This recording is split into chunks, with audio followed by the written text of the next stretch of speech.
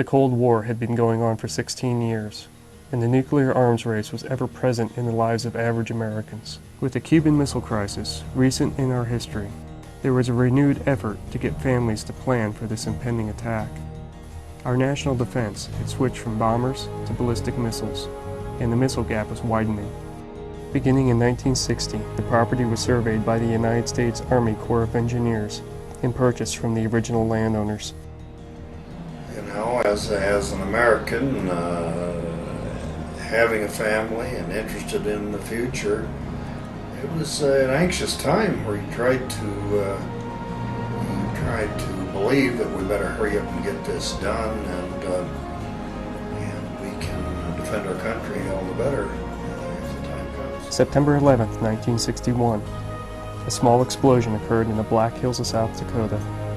This was a symbolic groundbreaking of the new 44th Missile Wing. The construction occurred over the next 2 years, with 150 missile silos and 15 launch control facilities dotting the hills and the plains of South Dakota.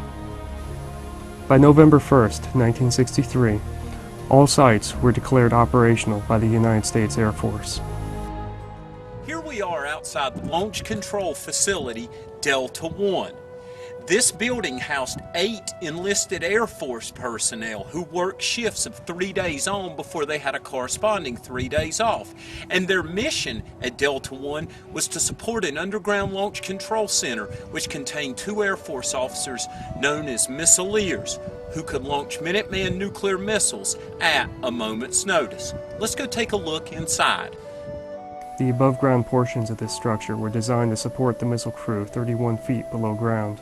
One portion of the building contained a backup generator, water treatment system, and environmental controls. There were always 8 support personnel on the top side. One thing they had a lot of was time on their hands. As one former missile field worker once stated, our jobs were nothing more than hours and hours of sheer boredom, punctuated by seconds of panic. How did they pass those hours of boredom? Well, there was plenty of recreational equipment on site. They could shoot basketball outside, or on a cold winter's day, they probably went inside and lifted weights in the weight room. They also had this room. It was called the day room. It was a place to rest, relax, watch one of several channels they got via satellite, or they could kick back and perhaps read a book. The personnel that stayed above ground operated on 3-day shifts. These were a facility manager, who was responsible for the maintenance of the site, 6 security police, responsible for security on site as well as at the missile silos, and a cook, who provided up to 4 meals a day. The Security Control Center was one of the most important areas at Delta One. This room was manned by a Flight Security Controller, or FSC, who oversaw all radio and phone transmissions for the topside, as well as being head of the security police. The FSC was also in charge of access to the site. When oncoming personnel pulled up to the gate, they would identify themselves to the FSC, and once their information was verified, the FSC allowed them entry by unlocking the gate by remote control. To carry out a launch, the missileers would first have to receive what was known as an emergency war order. That would be signaled by what has been described as a warble tone coming over speakers at their console. Following this warble tone, there would be an encoded message. The missileers decode and authenticate it. Once the commander and the deputy agree that it is an authentic message, they come over to this red lock safe box. They each have their own separate combination locks on it. They take them off very quickly. They open it up. Inside, they find a set of keys. At this point, the deputy inserts their key. Okay. At this point, the commander would insert their key right here.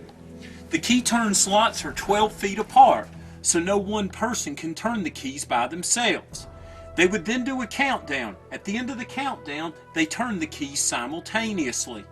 While this is occurring, the commander will keep an eye on their console, and there's a series of lighted panels for each of the 10 missiles of the Delta flight. When the missile away panels illuminate, the commander is going to know they have carried out their primary mission. They will now await further orders by radio. They are involved in a nuclear war. Imagine, for nearly 3 decades, South Dakotans, tourists, truckers, people just like yourselves drove up and down Interstate 90. But many of them never realized that they were driving through a war zone. But with the advent of intercontinental ballistic missile warfare, the front lines of the Cold War were everywhere. No one was safe. But if one of those innocent passers-by had glanced at the 8-foot-high fencing surrounding Launch Facility Delta 9, what would they have thought that was contained within it? Perhaps some type of complicated water well? Maybe a substation for the local power supply. That's what you might think or notice at a glance.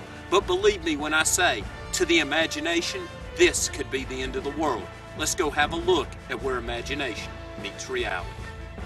The above-ground facilities at the missile silo consisted of several structures, including antennas, security sensors, and hardened facilities containing support equipment. The missile was housed in a circular, reinforced concrete silo known as a missile launcher. Around this launcher were 2 levels containing communications and backup equipment.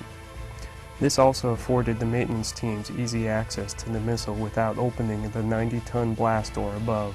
The Minuteman II missile replaced more cumbersome and dangerous liquid-fueled missiles, such as the Atlas and Titan. These liquid-fueled systems had a slow launch response time, were extremely dangerous to operate and maintain, plus they required launch crews on site. The Minuteman was a technological wonder because of the solid fuel technology which propelled it, making it perfect for America's strategic defenses. It could lie dormant for weeks, months, and years on end, with limited maintenance and upkeep. The Minuteman could be mass-produced at 1/5 the cost of liquid-fueled systems, making it a cost-effective option. It was unmanned and remotely controlled by personnel stationed several miles away. Most importantly, it was a hair-trigger launch response. From the time missileers first responded to an emergency war order message to the moment when the missile was launched from the silo could take less than 5 minutes. This meant there was no way the Soviets could destroy the Minuteman with their own nuclear weapons before it would be launched. Thus, the Minuteman served as an excellent deterrent to keep the Soviets from ever launching a nuclear first strike against the United States. During the Cold War, there were 150 of these silos located across the western plains and Black Hills of South Dakota. As part of the START missile treaty in 1991, the sites were deactivated. The Air Force removed the missiles from their silos, imploded them, and as of 2008, they have sold the majority back to private landowners. While they got their land back, there were numerous restrictions that severely limited what could be done with this property. No construction within the compound and around it for a certain distance. It was written in there that you could not dig more than 2 feet deep for any reason.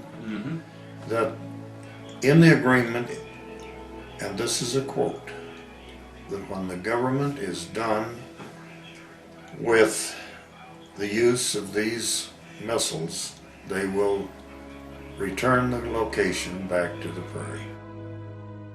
The Minuteman's contribution to national defense continues today. There is now an updated version in the field known as the Minuteman III. This version is slated to be kept operational at least through the year 2050. The Minuteman's role protecting our nation will continue into the foreseeable future. Little boxes in Wyoming, little boxes in Dakota, little boxes in Montana, little boxes all the same. There are green ones and green ones and green ones and green ones, and they're all made out of ticky-tacky and they all look just the same. And the crewmen in the capsules all went to the university and then into the Air Force where they came out all the same. There are line crews and